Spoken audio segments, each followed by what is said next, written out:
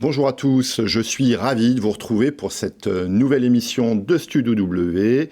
Nous sommes ensemble pour un peu plus d'une heure pour explorer un sujet encore largement négligé par les entreprises, la sécurité des imprimantes multifonctions. Pourtant, elles sont partout, à chaque étage, dans chaque service.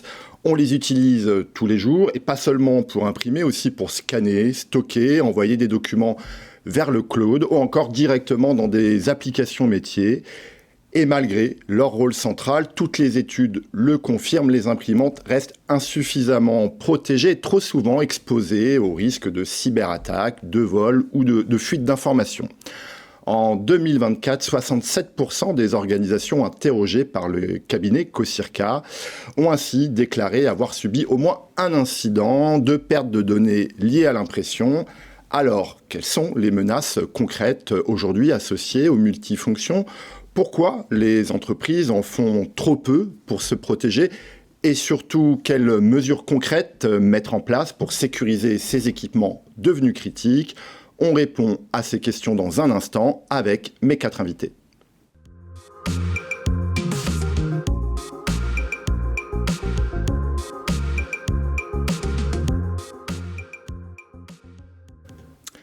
Autour de la table avec moi ce matin, j'ai donc le plaisir d'accueillir Johan Dupont. Bonjour, vous êtes responsable of Print et IT chez Konica Minolta, bienvenue. C'est bien ça, merci. À vos côtés, Édouard Poplar, directeur de la catégorie solutions d'impression HP France. C'est bien ça, ravi d'être là. Bienvenue également. Christina Maritran, bonjour. Vous êtes manager marketing produit au sein de Kyocera. Et cette fois, à vos côtés, vraiment, William Biotto. Bonjour, bienvenue également à vous. Vous êtes le vice-président des ventes indirectes et du marketing pour Toshiba Tech France. Bonjour, ravi d'être là également. Bienvenue à vous tous. Alors, je le disais très rapidement en introduction, je citais ce chiffre de 67% de directeurs informatiques qui déclaraient avoir subi au cours de l'année 2024 une perte de données liée à l'impression. Il y a aussi un autre chiffre qui est avancé par le cabinet Cosirca. C'est un chiffre de 42% d'entreprises qui ont déclaré, alors en 2023 cette fois, avoir subi un incident de cybersécurité liée là encore au MFP. Alors MFP, on va employer ce terme au cours du débat, multi-function printer. Voilà, ça c'est dit. Éventuellement, on le rappellera au cours de nos discussions. Qu'est-ce que vous inspirent ces chiffres et est-ce qu'on peut dire, selon vous, effectivement, réellement, que les MFP, les multifonctions, sont les parents pauvres, le parent pauvre des stratégies de sécurité et de cybersécurité des entreprises ? Un tour de table pour démarrer. Peut-être, je crois qu'il y a des chiffres assez récents de votre côté. Chiffres, effectivement, qu'on peut partager. Et je pense que malheureusement, effectivement, on peut dire que c'est encore le parent pauvre. Et je dis bien malheureusement parce que on se rend compte, aujourd'hui, nous on fait une étude annuelle qui vient de sortir, d'ailleurs, auprès de 900 décideurs IT dans le monde, dont la France. Et donc, on a les chiffres France, donc le Life Cycle Report Print. On leur pose la question notamment de est-ce que vous vous réunissez, est-ce que vous mettez en place des politiques de sécurité sur les solutions d'impression. Et le chiffre, il est assez éloquent puisqu'on a seulement 39% des répondants qui nous disent oui, effectivement, on se réunit entre la direction des achats, le service IT, pour décider des politiques de sécurité des MFP. 39%, c'est quand même assez bas. Ça veut quand même dire qu'il y a 61% de répondants qui nous disent qu'ils ne le font pas systématiquement. Et même si on va encore un peu plus loin, il y a 55% qui nous répondent qu'ils pensent que le fait de ne pas collaborer sur ce sujet, notamment autour des solutions d'impression, ça met en danger leur entreprise. Donc on voit bien qu'aujourd'hui, on a progressé, mais on n'est pas encore au bon niveau là-dessus. Christina, peut-être sur ces chiffres et globalement par rapport aussi aux constats que vous faites depuis votre vigie. Je pense qu'aujourd'hui, effectivement, le multifonction est toujours considéré comme un parent pauvre. On a toujours cette perception que ces appareils sont des dispositifs passifs. Or, aujourd'hui, il faut considérer les imprimantes multifonctions comme des appareils connectés, qui sont connectés sur des réseaux, que ce soit sans fil ou avec filaire. Et du coup, c'est une passerelle, en fait, c'est une porte d'entrée hyper facile pour les cyberattaques de rentrer dans le réseau d'une entreprise. Donc là, on parle de toutes les entreprises, que ce soit la plus petite entreprise jusqu'à la plus grosse organisation, c'est des portes d'entrée vulnérables pour accéder au réseau d'une entreprise et d'attaquer l'entreprise. William Biotto, vous confirmez, j'imagine aussi. Oui, je confirme. Après, ça va dépendre des populations. C'est vrai qu'il y a des grandes entreprises qui, elles, sont férus de sécurité, après plus ou moins pour certaines. Et quand on fait des déploiements, c'est vraiment un sujet qui est central et ça va prendre du temps. Par contre, c'est vrai qu'en TPE, en PME, c'est nous qui devons apporter le sujet parce qu'il n'y a aucune... les risques sont pas visibles. Oui, c'est que comme c'était dit précédemment, oui, on connaît cet appareil depuis des années, depuis plus de 50 ans. J'ai l'impression que c'est un truc passif. Même moi qui viens de l'IT, avant d'arriver dans ce monde-là, j'avais pas le sentiment, si, toutes les attaques peuvent apparaître sur un MFP. Quand on voit qu'on peut faire tomber un réseau via des attaques de caméras de sécurité, comme en 2016, vous imaginez un MFP qui est lui connecté à un réseau d'entreprise et puis qui a aussi des liens vers l'externe. Mais on reviendra quand même sur cette idée qu'il n'y a pas un paysage unique et entre l'entreprise de défense et la PME, il y a forcément des écarts et des réalités différentes. On finit peut-être le tour de table. Johan Dupont, j'imagine là aussi pas forcément de son de cloche différent par rapport à ce qui vient d'être dit. Oui, je peux être d'accord avec mes confrères. La nuance que j'apporterais, c'est qu'au-delà du parent pauvre, je dirais plutôt le parent oublié en fait, parce que c'est un parent qui est prêt, qui est sécurisé, qui sait faire, mais on l'oublie souvent dans le périmètre de sécurité. Quand on sait maintenant, comme vous l'avez dit, on peut même mener des attaques, des cyberattaques. Il y a eu des cas aux États-Unis, des casinos qui se sont fait cyberattaquer par des objets connectés de thermostats dans des aquariums. Donc, et tout le casino s'est fait hacker à cause de ça. Donc, on voit que maintenant, n'importe quel matériel qui a un tant soit peu d'intelligence embarquée, se doit d'être sécurisé dans le périmètre. On va revenir évidemment, parce que c'est vrai que les fabricants ont quand même énormément travaillé ces dernières années pour apporter des solutions. Peut-être rentrer pour continuer à dresser le paysage sur les menaces dont on parle. Concrètement, il s'agit de quoi? Parce qu'une MFP, on l'a dit, c'est à la fois de la production d'informations physiques avec l'impression, mais ça marche aussi vers la dématérialisation. Donc c'est un ordinateur, c'est un terminal mobile, vous l'avez dit, connecté au réseau. Si on veut dresser un peu le panorama aujourd'hui des risques, des menaces, comment on peut essayer de les classifier, quelles sont les plus importantes, comment se retrouver un peu aujourd'hui pour comprendre à quel risque on s'expose lorsqu'on ne met pas en place les mesures adéquates? Pour moi, il y a trois types de menaces. Il y a la confidentialité, l'intégrité et puis la disponibilité. La confidentialité, on le connaît tous, c'est le truc très simple. On n'a pas de politique de pool printing, donc on va envoyer une impression et on va laisser des documents sensibles sur l'imprimante, des documents RH, des documents comptables. Et ça, c'est un risque de sécurité. L'intégrité, les attaques des multifonctions, et puis la disponibilité où on peut faire tomber un réseau, on peut faire tomber tout un réseau de MFP parce qu'il est mal protégé. Ouais. Je pense qu'on l'a dit et en fait on sait bien, on voit bien que finalement c'est un ordinateur qui imprime, qui est sur le réseau, on l'a dit aussi, qui est oublié souvent, qui est dans un coin. Alors on s'en préoccupe pas forcément et donc on va avoir déjà la sécurisation de l'appareil en soi.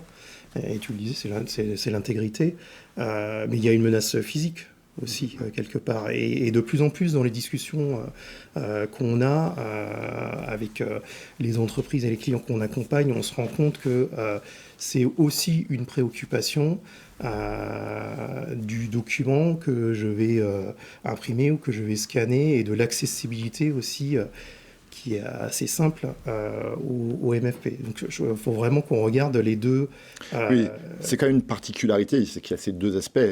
La sécurité physique de l'information sur document papier, parce qu'on imprime encore quand même, et après le volet cybersécurité. Sur le volet sécurité physique du document, là aussi c'est le même constat, les entreprises, alors que c'est sous nos yeux, n'ont pas encore pris conscience que oui, une impression qui reste dans le bac, c'est un risque potentiel de fuite.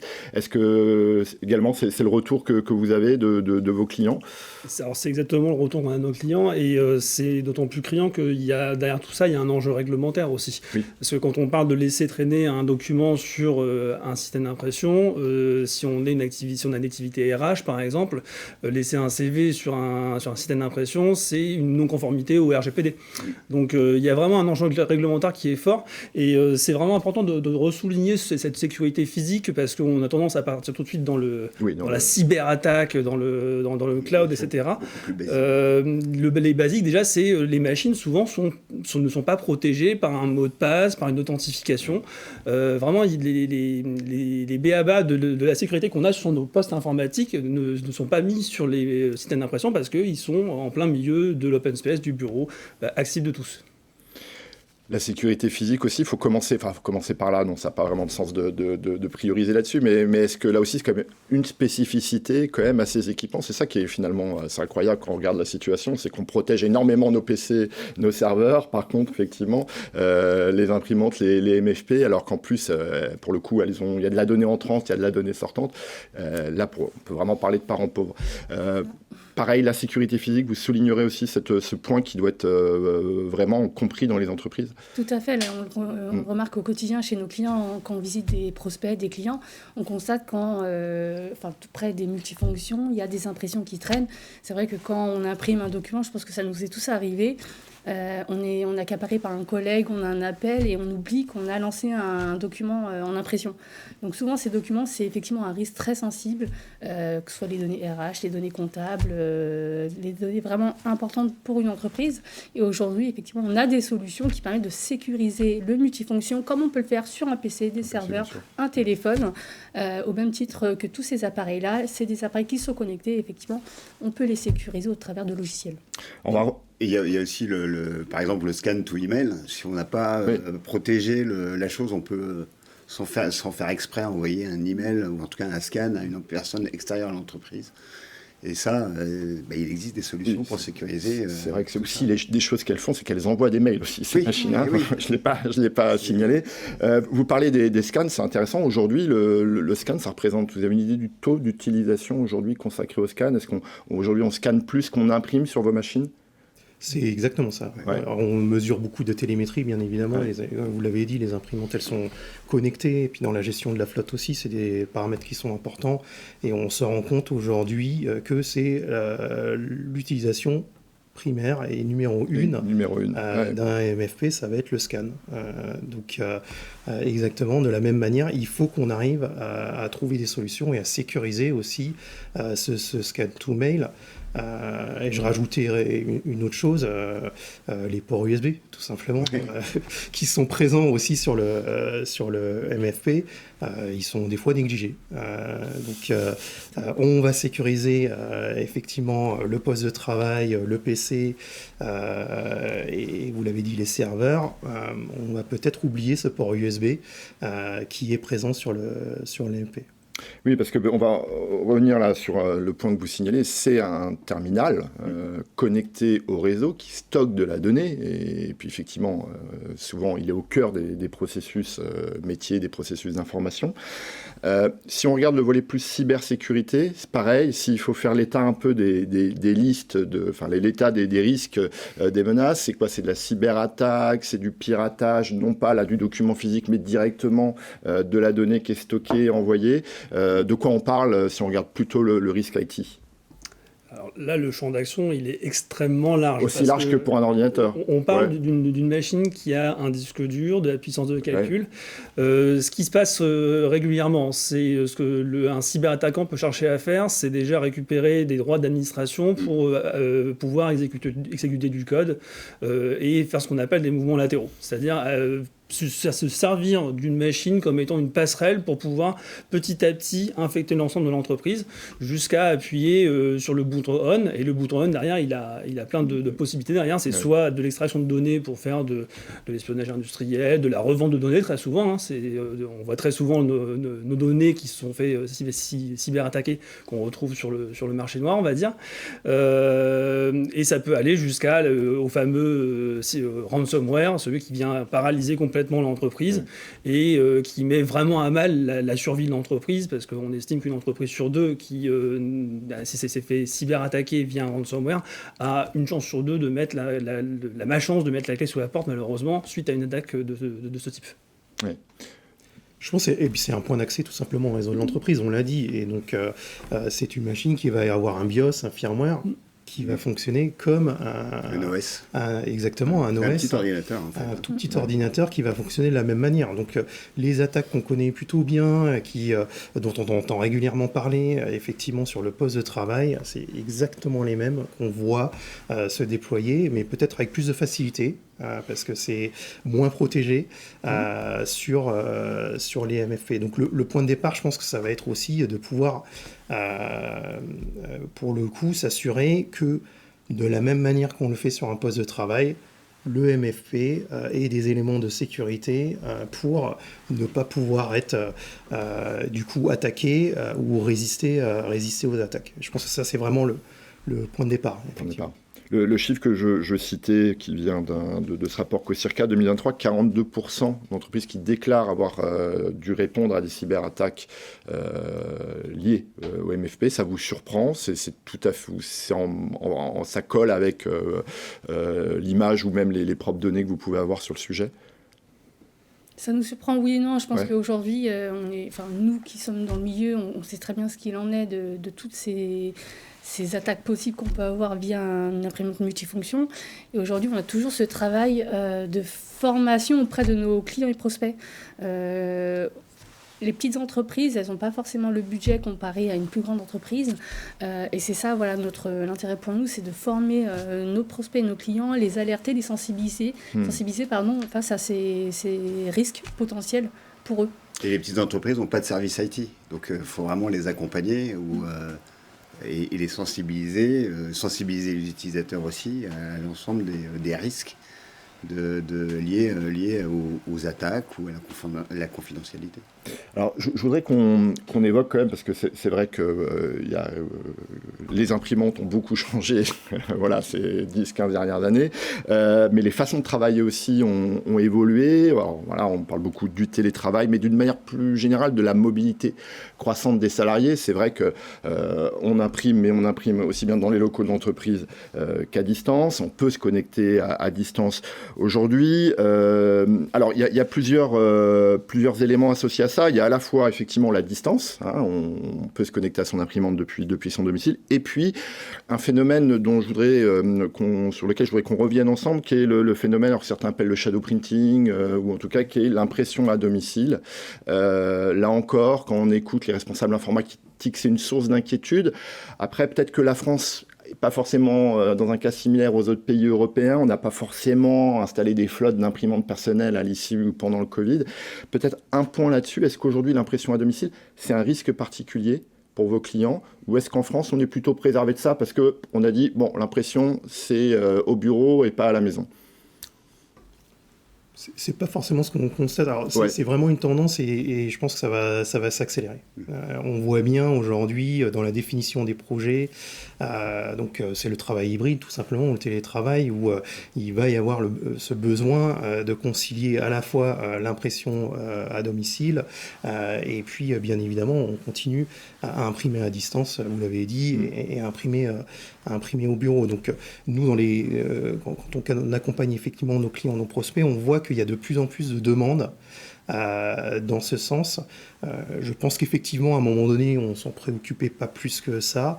Ça commence à émerger. C'est comment je vais gérer une flotte un peu diverse dans des localisations et puis potentiellement des flottes aussi à domicile. Donc c'est quelque chose qu'il faut qu'on arrive à prendre en considération, effectivement. Et aujourd'hui, c'est un sujet de préoccupation.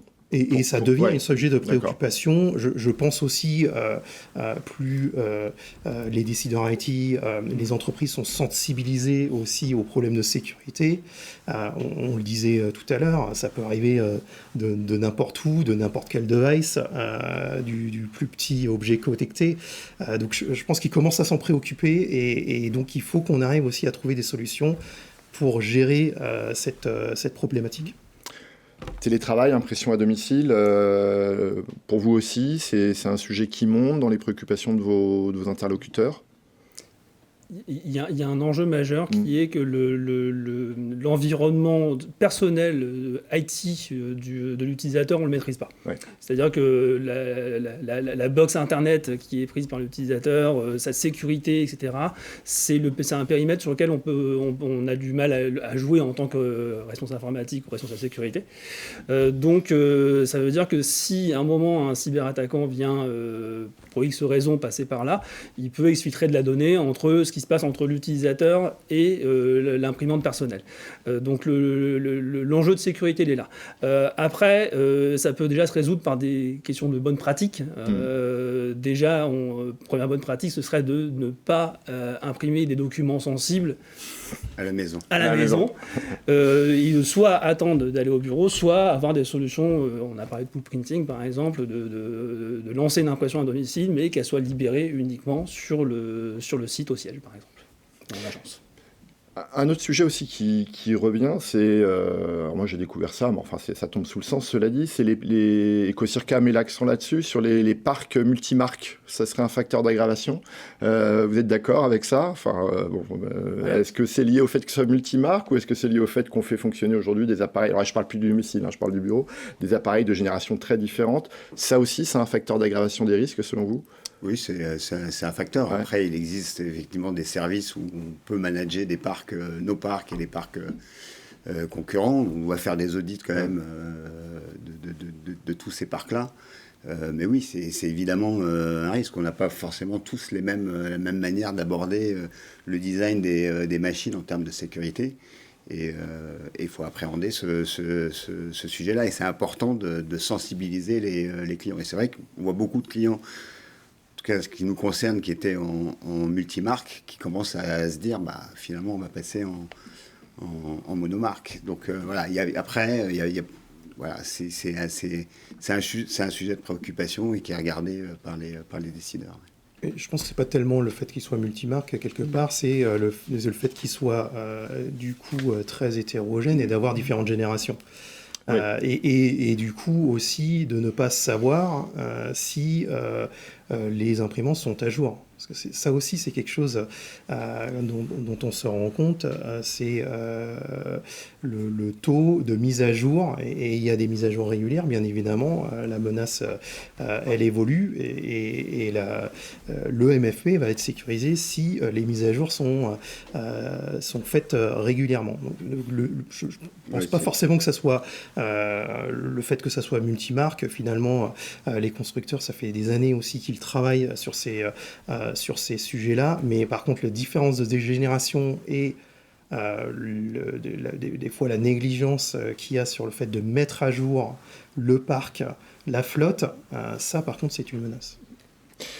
Je voudrais qu'on revienne sur la situation française quand même, parce que quand on regarde les études, y compris celles que vous citiez, mais globalement, elles sont à peu près toutes d'accord pour dire que les Français sont plutôt des mauvais élèves en la matière, en tout cas comparé aux pays anglo-saxons. Là encore, vous êtes plutôt d'accord avec ça, ou finalement on se fait mal encore dans cette pratique un peu française de dire non, on est toujours à la traîne des pays européens, mais est-ce que sur la sécurité, en tout cas l'impression, on est réellement à la traîne? Sur la sécurité en général, on a la traîne. En général, c'est pas que les imprimantes qui en pâtissent, d'accord. Moi j'ai une stat là-dessus, on édite chaque année un baromètre de la sérénité numérique, et chaque année la stat bouge malheureusement assez peu. On estime qu'il y a à peu près 50% des décideurs qui envisagent de mettre en place une stratégie IT sur la sécurité. Donc tout le monde en a conscience maintenant. Par contre, passer de la parole à l'acte, c'est encore en cours. Sur la situation française, est-ce que là aussi, oui, vous êtes plutôt d'accord avec ça, dire que globalement, la sécurité, la cybersécurité, on aurait intérêt un peu à se mettre en route? Je pense qu'il y a encore un gros effort à faire de notre part en tant que constructeur, que fabricant, à sensibiliser encore une fois tous les clients et les prospects. Je le vois au quotidien dans les entreprises, que ce soit auprès de mes proches, en discutant. Voilà. Il n'y a pas forcément de système de sécurité, de pool printing. Et aujourd'hui, je trouve ça aberrant de ne pas avoir ce type de solution pour protéger l'information contenue. Toutes les informations qui sont stockées dans l'imprimante multifonction. Il ne faut pas oublier qu'il y a de la mémoire, des disques durs et des documents qui sont stockés dans l'imprimante multifonction. Donc ça, c'est vrai. Derrière, il y a une vraie politique à mettre en place pour effacer toutes ces données qui sont stockées dans l'imprimante multifonction, qui est très importante aujourd'hui.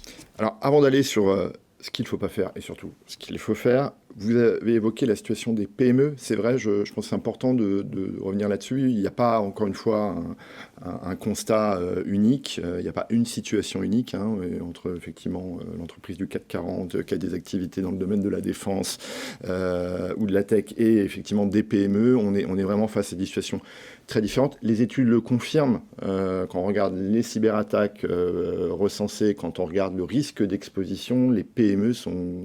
En gros, le risque, il est multiplié par 2, voire parfois par 3. Pourquoi est-ce encore aujourd'hui si compliqué d'amener les PME à mettre en place les mesures nécessaires pour avoir un niveau de protection supérieur? C'est les sensibiliser. Alors, c'est vrai que l'actualité aide maintenant à plus les sensibiliser, parce que c'est une entreprise sur 2 qui disparaît. Après, c'est une cible facile parce qu'il y en a beaucoup en France. Oui. Et puis, on peut avec un ransomware, arrêter l'activité et puis demander quand même des sommes importantes. Donc, cible facile, beaucoup plus qu'un grand groupe, cible multiple. Donc, oui, c'est à nous vraiment de les accompagner sur le sujet avec des services associés. Et c'est des trucs, des fois, basiques. Juste changer le mot de passe administrateur. C'est juste mettre c'est des choses... parce qu'après, on le disait, les machines, il y a des technologies communes, comme la puce TPM 2.0, qui est standard, de toute façon, sur le marché, sur les serveurs, les ordinateurs et le MFP. Dès qu'il y a un firmware qui est altéré, c'est bloqué, et après, on remet à jour automatiquement. Si on fait, des releases de mise à jour, c'est pas pour embêter la population, c'est pour vraiment utiliser les mises à jour pour sécuriser l'ensemble de l'entreprise. Et effectivement, en France, parfois, on n'aime pas trop payer le service. On aime bien le gratuit, que ce soit en B2C ou en B2B. Mais à un moment donné, se protéger, se sécuriser, ça se paye. On utilise des professionnels pour ça, donc des intégrateurs, des revendeurs ou même des constructeurs. Et ça permet la survie d'une entreprise, parfois, souvent. On reviendra peut-être sur effectivement cette dimension de servicialisation aujourd'hui de vos métiers. C'est aussi une réponse. Effectivement, un PDG de PME, on peut comprendre que la question de la sécurisation de la mise à jour du firmware, c'est pas forcément dans ses priorités quotidiennes. Et c'est là où effectivement le développement du service est sans doute une partie de la réponse effectivement à la sécurisation. Sur les PME, peut-être aussi, j'imagine un constat similaire de votre côté sur le fait qu'aujourd'hui c'est une cible fortement exposée à tous les risques qu'on a évoqués. Oui, parce que c'est une question de budget aussi, parce que comme vous l'avez évoqué, en fait, mettre en place une démarche de sécurité, c'est ouvrir un périmètre un peu plus large que penser sur une simple machine ou un simple périphérique. Comme on fait sur la sécurité des biens et des personnes, par exemple, quand on va commencer à équiper des caméras, mettre des assurances, etc. Dès qu'on va penser cybersécurité, on va penser pareil. On va commencer à mettre des bouts de sécurité un peu partout, sécuriser les machines avec des antivirus, plus des solutions de chiffrement, etc. Et aussi, on va commencer à penser cyberassurance, tout ce qui va avec. Donc, ce que les entreprises ont assez peu connaissance, c'est qu'à date, il y a de plus en plus d'aides aussi qui viennent dans la boucle des régions, des chambres de commerce, etc. Et c'est un secteur qui est de plus en plus réglementé. Il y a une réglementation qui est en cours, qui s'appelle NIS2, qui vient de l'Europe, qui impose aux entreprises de plus de 50 salariés et d'un certain chiffre d'affaires, je ne vais pas rentrer trop dans le jargon technique, qui leur impose de mettre en place des mesures de sécurité. Et ces mesures de sécurité sont indispensables pour pouvoir continuer à faire du business et travailler avec les grands donneurs d'ordre, etc. Donc c'est ce que les PME vont commencer aussi à appréhender, c'est que la cybersécurité va devenir de plus en plus aussi un enjeu business pour leur activité. Il va falloir montrer patte blanche. Exactement. La NIS2, c'est la RGPD de la sécurité. Donc oui, il faut montrer patte blanche. C'est pour travailler avec une administration, avec une grande entreprise. Oui, il faudra être certifié. Est-ce que la RGPD n'a pas joué dans votre sens quand même ? Est-ce que ça n'a pas été un facteur de montée à la fois en compétences dans les entreprises ? Parce que pour beaucoup, la RGPD, ça a été la découverte d'un sujet. Est-ce que ça n'a pas incité à un regard un peu plus vigilant sur les équipements dont on parle ? C'est évident que oui, je pense que ça contribue dans tous les cas à la sécurisation du workplace de façon générale. On parlait de la donnée aussi physique, donc ça on voit bien que ça a contribué. Peut-être si on revient sur les PME aussi, c'est un tissu économique qui est assez fort en France, donc c'est peut-être pour ça aussi qu'on a tendance à être un peu moins bons élèves. C'est que ils n'ont pas forcément de services informatiques ou de services cybersécurité, donc c'est à nous aussi de les accompagner avec les intégrateurs, les revendeurs, et je pense que le rôle, ça va être aussi comment on simplifie tout ça. Finalement, et là on parle bien évidemment des solutions d'impression, mais on l'a dit depuis le début, c'est la même chose sur l'ensemble des éléments du workplace. Donc quelque part, et on le fait plutôt bien maintenant, très bien sur les serveurs, sur l'infrastructure IT, plutôt bien sur le poste de travail, et peut-être un peu moins bien. Donc une des évolutions en tout cas, et un des sujets sur lesquels on travaille, c'est comment on fait en sorte aussi que l'ensemble des éléments du workplace collaborent et soient justement des points d'entrée, des points de sécurité pour s'assurer que le tout soit sécurisé. Alors, je voudrais qu'on aborde maintenant la question de ce qu'il ne faut pas faire. Vous avez déjà évoqué un certain nombre d'éléments, le fait de ne pas mettre à jour, de ne pas faire les mises à jour. Voilà. Je voudrais quand même qu'on vienne, vous l'avez cité, l'absence de mise en place de systèmes d'authentification. C'est vrai qu'en préparant cette émission, en discutant avec vous, ça peut paraître aberrant quand on parle avec les professionnels, mais il y a plein d'entreprises, ça ne tombe pas sous le sens. Et pourtant, aujourd'hui, c'est quand même une des premières portes d'accès à l'information de l'entreprise. Voilà, une imprimante non sécurisée par un mot de passe, par un code PIN, par un badge. Aujourd'hui, il y a encore un effort à faire là-dessus, c'est-à-dire qu'il y a encore vraiment beaucoup d'entreprises qui ne protègent pas l'accès physique, j'entends, aux machines. Alors c'est de plus en plus un réflexe, mais oui, il y a encore des entreprises qui oublient les basiques, pas de code PIN, les impressions qui partent. Et c'est à nous de les sensibiliser là-dessus. Vous parlez des petites entreprises, c'est vrai quand il y a un MFP, on n'est pas trop regardant, on met le code PIN, mais dès qu'il y a 2, 3, 4, 5, un service de type MPS qui va vraiment tout accompagner et qui va permettre aussi par l'occasion de rationaliser un certain nombre de choses, permet de faire aussi l'ensemble de l'audit sécuritaire et puis de mettre en place les bonnes politiques de mise à jour. Enfin, vraiment les accompagner pour intégrer le MFP dans la politique sécurité du SI. Ouais. Et aujourd'hui, l'authentification, c'est livré en standard sur vos machines. C'est quoi ? C'est parce que ça coûte cher, ça coûte plus cher. Pourquoi est-ce qu'on n'y passe pas automatiquement ? Je pense que c'est accepter de commencer par faire un audit. On le disait tout à l'heure. Et donc, c'est souvent des services payants, mais c'est quelque chose qui va être important pour s'assurer que la solution d'impression est intégrée dans la politique sécurité de l'entreprise. tout simplement. Et puis on parlait de différentes générations, de pools. Donc le point de départ, c'est l'audit, d'accepter de faire cet audit, et ça va permettre de définir les besoins et d'accompagner au mieux nos clients, nos prospects sur leurs besoins. Et on peut comprendre aisément qu'effectivement, quand il y a une seule imprimante dans l'entreprise, peut-être que l'on se dit finalement c'est peut-être pas le plus important.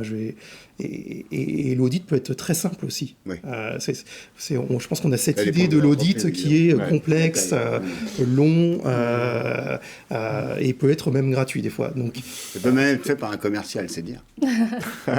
Non, on va revenir sur, je pense, cet aspect-là, effectivement.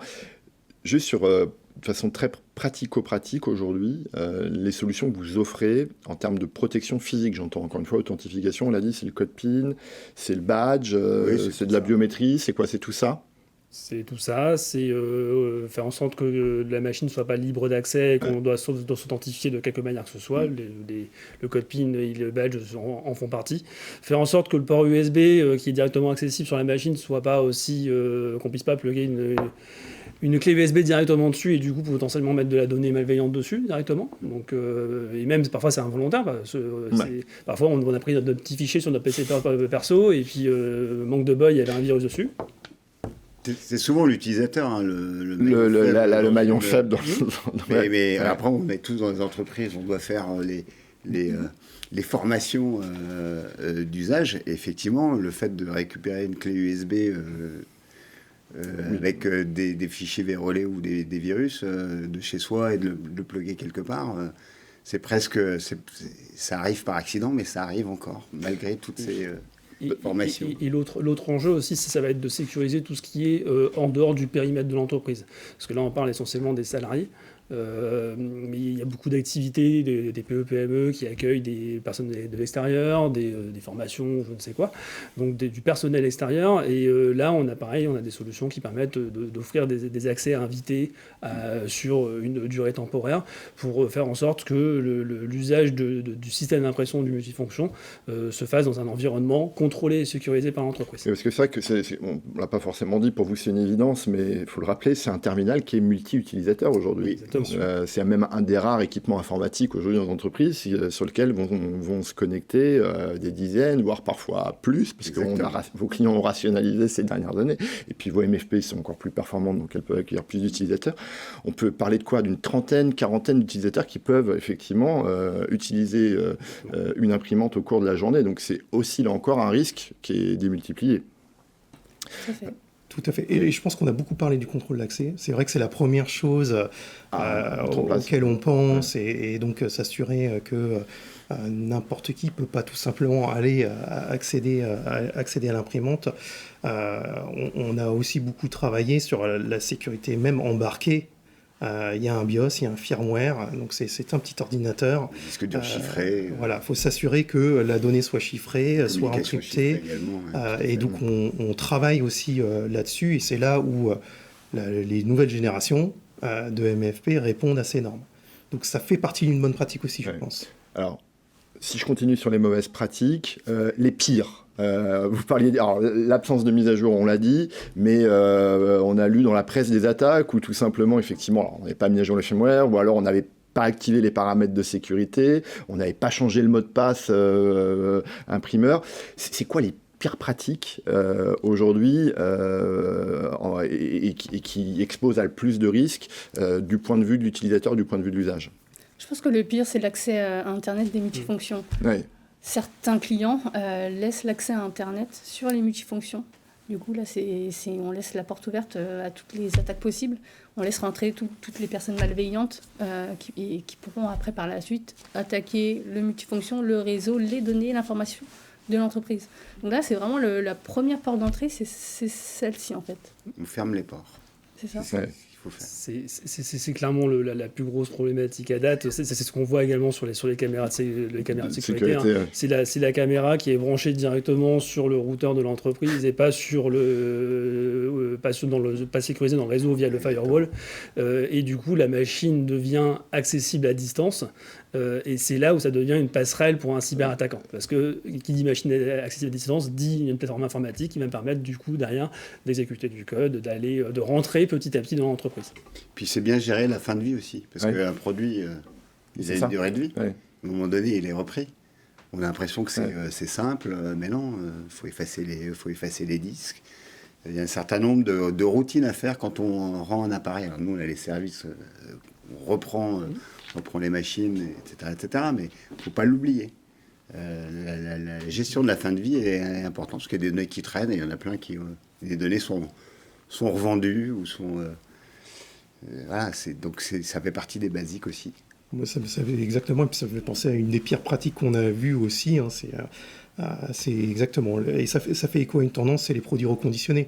Exactement. Donc la fin de vie a été mal gérée, la machine a encore toutes les données, elle est réinstallée potentiellement chez un autre client, elle n'a pas été mise à jour, et on comprend bien que bien évidemment, et tous les constructeurs, les revendeurs, les intégrateurs ont maintenant cette volonté aussi de faire, ça fait écho au RSE, de faire en sorte de gérer la fin de vie de la machine, de potentiellement même pouvoir les réutiliser. Ça fait beaucoup de sens, mais il faut faire attention quand on fait ça, à pas rentrer aussi dans le fait on oublie tout simplement l'aspect sécuritaire, des choses, et donc ça c'est une des pires pratiques qu'on a vu aussi. Il y a une actualité très récente sur, je ne sais pas si vous l'avez vu passer, sur la sécurisation des mots de passe fabricants. C'est un sujet, ça, aujourd'hui. Vos machines sont livrées avec des mots de passe qui sont générés automatiquement, puisqu'on imagine qu'il y a une quantité d'équipements, de machines à protéger. C'est un sujet, ça, la non-mise à jour du mot de passe, aujourd'hui encore, ou ça concerne vraiment les petites MFP et pas les installations plus importantes? Oui, pour vous, c'est un sujet. Je pense que oui, on livre les imprimantes multifonctions avec des mots de passe très standards, très classiques, et il arrive effectivement que les responsables informatiques, les responsables des systèmes d'information ne changent pas ce mot de passe. Pareil, c'est une porte d'entrée qui est très facile pour des personnes malveillantes d'attaquer une entreprise. On le voit quand on intervient sur de la maintenance, parfois, on voit nos mots de passe. On fait toc-toc, bonjour, il y a un petit problème. Ouais, donc faut vraiment démarrer par les fondamentaux. C'est les basiques. C'est les basiques. Alors, on va passer maintenant à ce qu'il faut faire. Voilà. Alors, on a commencé à aborder le sujet. Vous parliez d'audit. J'aimerais qu'on traite ce sujet en regardant un peu par ordre de priorité. C'est vrai qu'aujourd'hui, on peut être face à des entreprises qui n'ont pas de politique de sécurité ou de cybersécurité tout court. Donc là, effectivement, les MFP ne risquent pas de bénéficier d'une quelconque stratégie dans le domaine. Mais il y a aussi des situations où les entreprises ont des politiques, mais où, on l'évoquait, le parc d'impression n'est pas intégré à cette politique.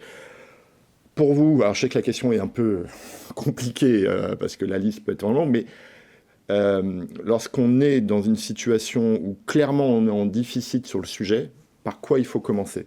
Vous évoquiez l'audit, c'est une bonne porte d'entrée pour faire un premier bilan. Je pense que c'est effectivement une bonne porte d'entrée. Ouais. De toute façon, c'est l'évolution qu'on voit aussi.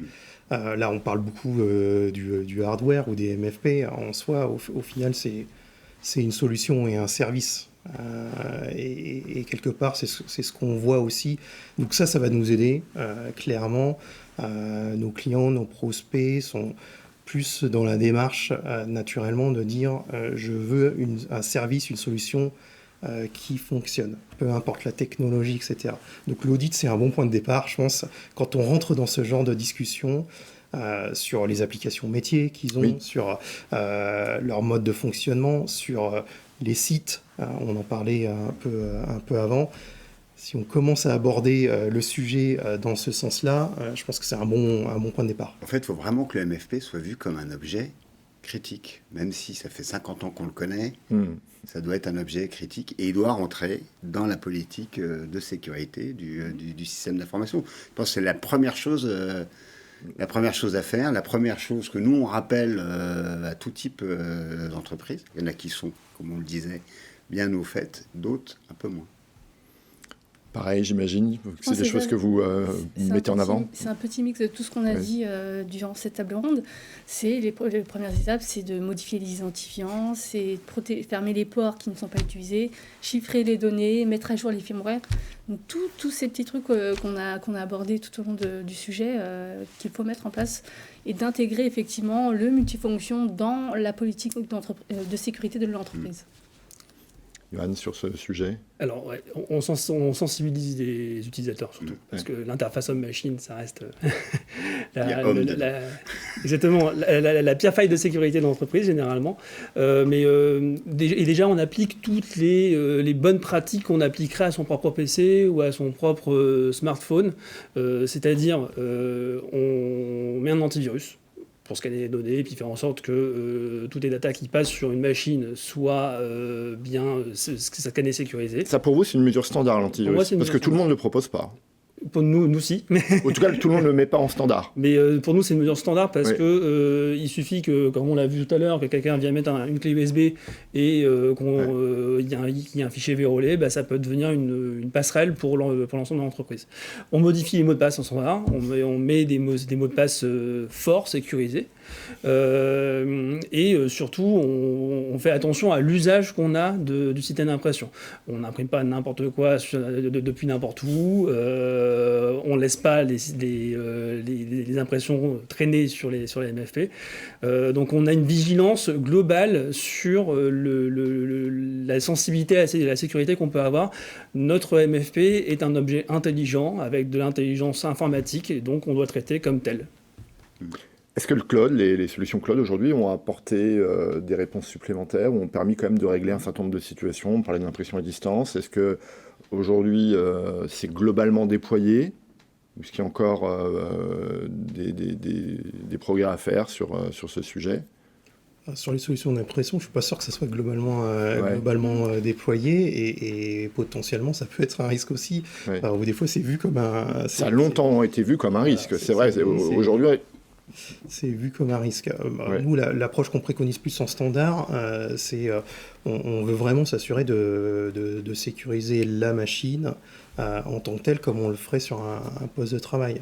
Donc, vous parliez d'éléments effectivement d'antivirus ou de sécurité sur la machine. Nous, on a travaillé à porter en fait ce que l'on fait plutôt bien sur les postes de travail dans le MFP. Par exemple, chez HP, il y a une solution qui s'appelle HP Wolf Security qui vraiment est présente sur le BIOS de la machine et permet de contrôler tout ce qui se passe sur la machine avec des tâches virtuelles. Donc d'éliminer la menace si jamais elle se présente, un port USB qui n'était pas protégé, un port réseau qui n'a pas été fermé. Et donc ça, c'est finalement même une bonne pratique qu'on prend de l'IT. Qu'on remet sur la machine.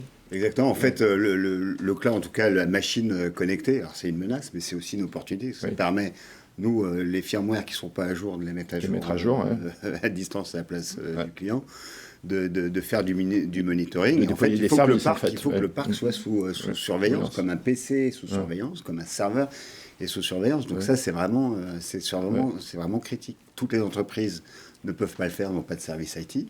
Donc là, des revendeurs ou des constructeurs avec une politique commerciale directe peuvent proposer ce service à l'ensemble de ses clients. Je pense qu'on le propose tous. Et le cloud est quand même en forte accélération parce qu'il a apporté quand même une vulgarisation de la gestion de la sécurité et du parc d'impression en fait. À l'origine, c'était quand même un domaine assez technique où il fallait penser à installation serveur, donc des choses assez complexes. Il fallait un accompagnement vraiment informatique. Maintenant, avec le cloud, on peut déployer très rapidement des solutions chez nos clients et sans avoir de maîtrise technique à proprement parler. Et souvent, ça va apporter justement une sensibilité à la sécurité qui n'était pas forcément là avant. Parce que dès qu'on commence à parler cloud, on commence à parler justement authentification. Donc du coup, avec des comptes pour chaque utilisateur. On commence à parler règles d'impression, impression sécurisée, etc. Donc le cloud apporte une simplification qui va permettre justement d'apporter du coup aussi plus de sécurité dans l'entreprise. Ouais. Sécurisation des flux, tout ça, ça se fait maintenant. Ça se fait maintenant, oui. Ce que j'allais dire, oui. dès que vos machines sont intégrées dans des processus métiers aujourd'hui, sensibles, en RH ou d'autres, j'imagine que c'est quand même difficile de ne pas basculer dans ce type d'approche. Je pense que le Covid a aidé effectivement à augmenter le cloud dans les entreprises. C'est vrai qu'aujourd'hui, on va offrir des solutions donc, basées sur le cloud qui vont être ultra simples à déployer, à installer. Il n'y a pas forcément besoin de grosses compétences techniques pour les partenaires ou les clients. C'est ultra simple à déployer et très simple à mettre en place. Donc du coup, on va pouvoir mettre effectivement toutes ces politiques de sécurité, les identifiants, l'impression sécurisée, avec des logiciels basés sur le cloud, notamment pour les impressions et la numérisation d'ailleurs. Et tout ça packagé, j'imagine, dans des offres de services pour simplifier la vie des entreprises. On disait, c'est un équipement multi-utilisateur. On ne peut pas faire de la sécurité, de la cybersécurité malgré les utilisateurs. Il faut le faire avec eux. Aujourd'hui, réellement, la sensibilisation, le fait d'expliquer les fondamentaux. On ne récupère pas une clé USB qu'on branche de façon sauvage sur son ordinateur comme sur NFA. Est-ce qu'aujourd'hui, vous déployez des choses dans ce sens-là? Est-ce qu'il y a encore du travail à faire? Est-ce que les entreprises sont réceptives, je dirais, à vos actions de pédagogie dans ce domaine? Après, nous, on propose des formations. Elles sont souvent utilisées. Ouais. Et après, on est dans un système de train the trainer. Et après, l'administrateur doit aussi... jouer son rôle. Jouer son rôle. Ouais. Mais en tout cas, nous, on accompagne le plus possible, surtout en TPE, en PME, par de la formation, de la sensibilisation sur l'utilisation du MFP, mais sur la sécurité et sur les bonnes pratiques. Après, l'une des choses qu'on voit aussi, c'est que finalement, cette formation, je pense qu'on le fait tous, la sensibilisation, elle va avoir lieu au déploiement, elle va avoir lieu à l'installation, et puis après, la machine a sa vie, l'entreprise aussi, et donc si on n'est pas dans effectivement une politique de former de façon récurrente les employés, les services et les organisations, c'est vrai que ça baisse en efficacité.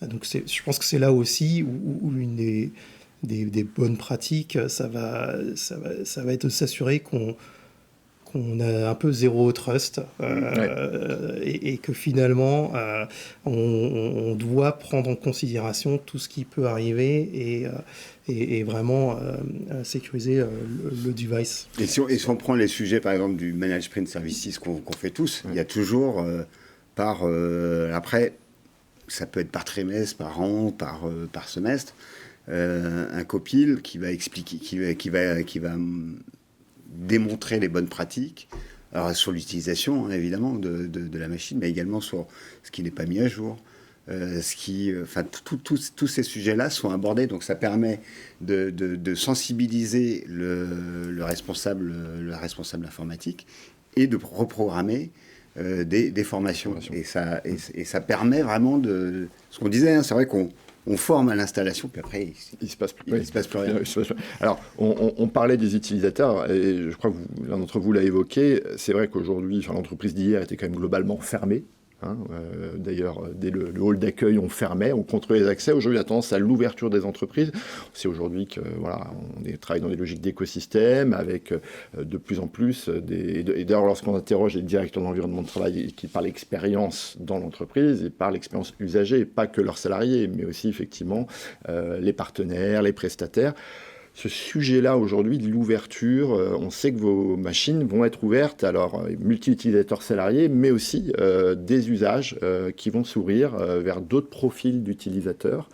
On n'en est pas encore là, mais c'est vrai qu'on parle aujourd'hui quand même d'ouvrir l'entreprise, y compris les week-ends, le soir, parce qu'il y a un vrai sujet immobilier aujourd'hui. Ça, c'est des choses qui commencent, des préoccupations qui commencent à émerger chez vous, qui sont des sujets où, on est encore déjà à travailler, comme on le disait, les fondamentaux sur ce sujet-là. Je pense qu'il faut qu'on travaille justement sur ce futur. Ça, c'est assez. C'est le sens de l'histoire, selon vous. C'est le sens de l'histoire et c'est assez évident. On a travaillé on a parlé de l'hybridation du travail, on a parlé du fait, et on voit aussi les bureaux s'ouvrir de plus en plus. Potentiellement, ils vont être partagés par plusieurs entreprises. Finalement, le service impression, ça sera presque un service qui est proposé dans le real estate. Et donc, ça fait partie d'ailleurs des clients qu'on a aujourd'hui qui veulent vraiment déployer ça comme une solution. Donc on doit préparer ça et on pense que l'IA aussi aura un rôle à jouer pour le coup. Justement, je voulais... difficile de ne pas parler du sujet de l'IA. Alors appliquer à la sécurisation des MFP, c'est vrai que quand on regarde là encore les enquêtes qui parlent de ce sujet-là, on voit qu'on est un peu finalement dans la même situation que le cloud il y a quelques années. C'est-à-dire que pour l'instant, l'IA, c'est vu pour beaucoup comme une menace, mais on sait aussi d'ores et déjà que ça peut être des éléments qui apportent, qui simplifient la sécurisation. Petit tour de table là-dessus. L'IA, oui, évidemment, c'est tout de suite, c'est demain. Comment et qu'est-ce qu'on peut imaginer comme application qui a réellement du sens par rapport à la sécurisation de ces machines? De l'IA, il y en a déjà chez les cyberattaquants déjà. Oui, ils l'utilisent pour faire en sorte que les menaces soient plus efficientes à notre détriment. Donc, dans l'autre sens, les solutions de cybersécurité utilisent de plus en plus d'IA embarquée pour reconnaître les menaces en fait. Parce que le danger, c'est pas la menace qui est connue, c'est la menace qui est inconnue et qui a un comportement qui est presque légitime, qui est presque normal en fait. Et ça, si on n'a pas des IA pour pouvoir les détecter le plus vite possible, on met à mal la survie de l'entreprise et on va augmenter la durée sur laquelle on va identifier la menace et la bloquer. Donc les IA, déjà, d'un point de vue cybersécurité au sens large, et là je ne suis pas forcément uniquement sur la partie MFP, il faut voir la chose un peu plus large, on est plus sur la partie PC, infrastructure, réseau, etc. Là les IA nous aident beaucoup vraiment à identifier et isoler les menaces avant que le pire arrive dans l'entreprise. Oui, tout à fait. C'est déjà utilisé en back-office, on l'a dit, c'est déjà utilisé en réponse à des cyberattaques. Je pense que ça va se développer, bien évidemment. On y travaille, c'est presque même tout de suite, finalement. Nous, on a déjà déployé des cas d'usage assez concrets autour de l'IA. On parlait de sécurisation du document physique. On disait que le scan, c'est la fonction numéro 1 qui est utilisée sur les MFP. On déploie maintenant une solution pour pouvoir justement éliminer toute information sensible qu'il y aurait dans un document scanné. Et c'est fait à travers l'IA qui va détecter le numéro de sécurité sociale qui ne doit surtout pas se retrouver dans un mail chez n'importe qui et qui ne doit pas être stocké. On parlait de RGDP. Donc ça fait partie des cas d'usage très concrets où on voit bien que ça va faciliter les choses aussi. Et puis dans une approche zéro trust, ça va permettre, au-delà de l'éducation et de la formation des personnes qui utilisent ces machines, de s'assurer qu'elles sont encore plus intelligentes et encore plus protégées. C'est ça, chez QC, on a rajouté une fonctionnalité utilisant de l'IA. Et en fait, ça va permettre de détecter s'il y a une mention de confidentialité dans le document qui va voire empêcher de numériser un document ou de copier un document confidentiel. Du coup, ça, c'est la machine qui va lire automatiquement avec l'aide de l'IA pour empêcher ces risques-là. Et sur les aspects de surveillance des activités au sein des FP, l'IA aussi peut apporter des choses, c'est-à-dire qu'elle peut vous aider aussi à hiérarchiser, avoir une visibilité aussi peut-être plus directe, plus claire de ce qui se passe. Superviser, oui. Je pense que là, tout a été dit sur l'IA et on est tous sur le même sujet, mais oui, superviser les parcs dans le cadre d'une offre MPS. Également, on en reparlait, la formation, un agent IA qui va répondre à toutes les questions, qui va donner les bonnes pratiques administrateurs, qui va permettre de donner des alertes sur la mise à jour d'un firmware, des choses comme ça. Enfin, l'IA, c'est vrai qu'on en parle beaucoup depuis 2022 avec ChatGPT, mais l'IA, c'est embarqué sur l'ensemble des appareils connectés depuis une bonne dizaine d'années. Il était transparent. Là, là on parle du LLM, donc, et ça a tellement de possibilités. Mais l'IA dont on parle, nous, c'est déjà embarqué depuis des années sur les appareils, sur n'importe quel IoT.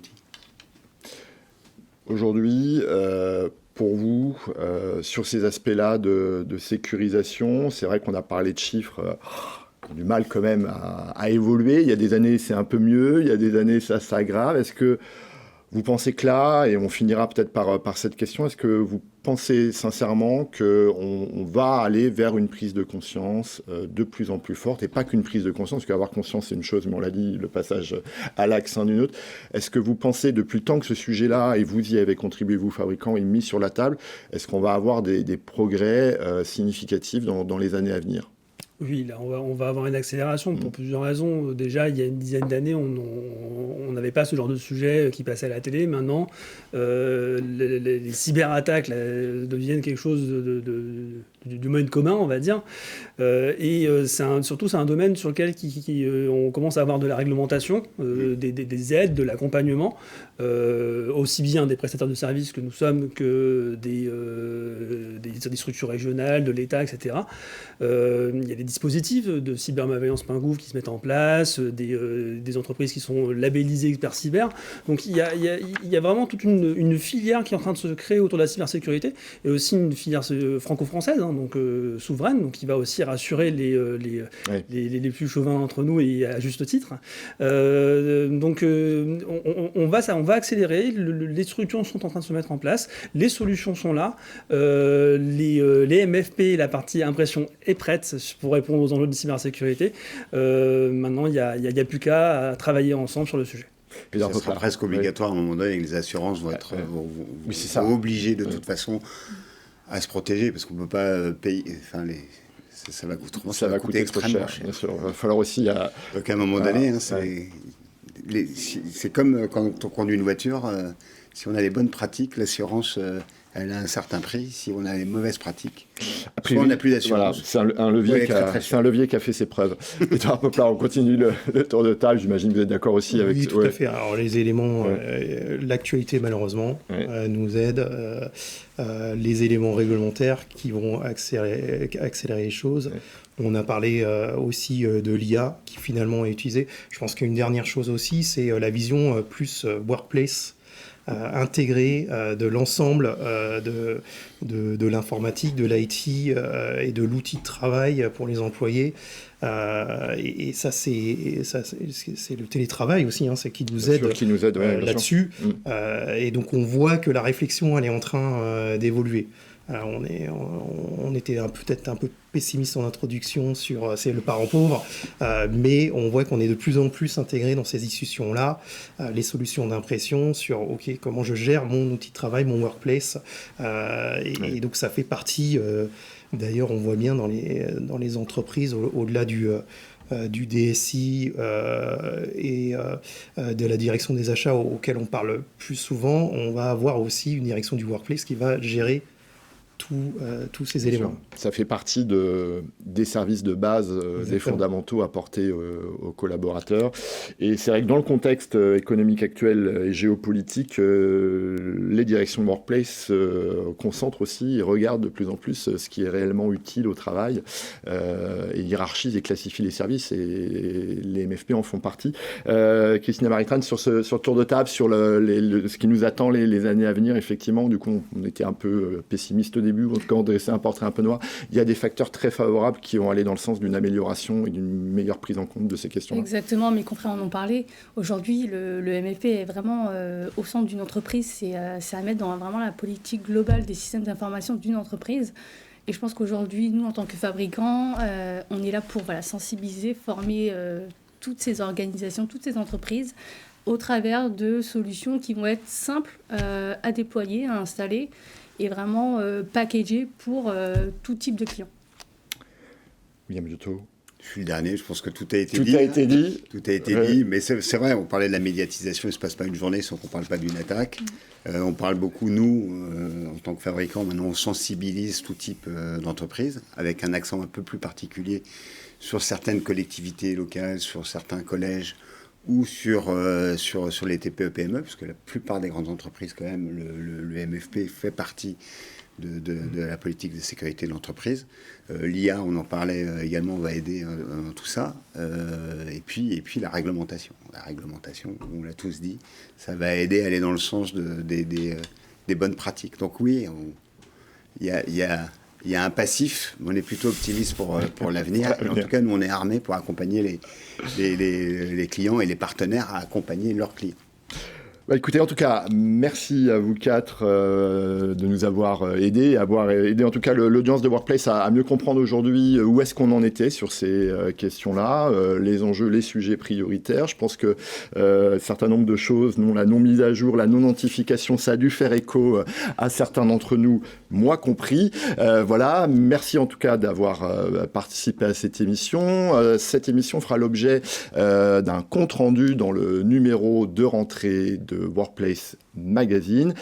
Merci à vous de nous avoir suivis et je vous dis à très bientôt pour une nouvelle émission de Studio W.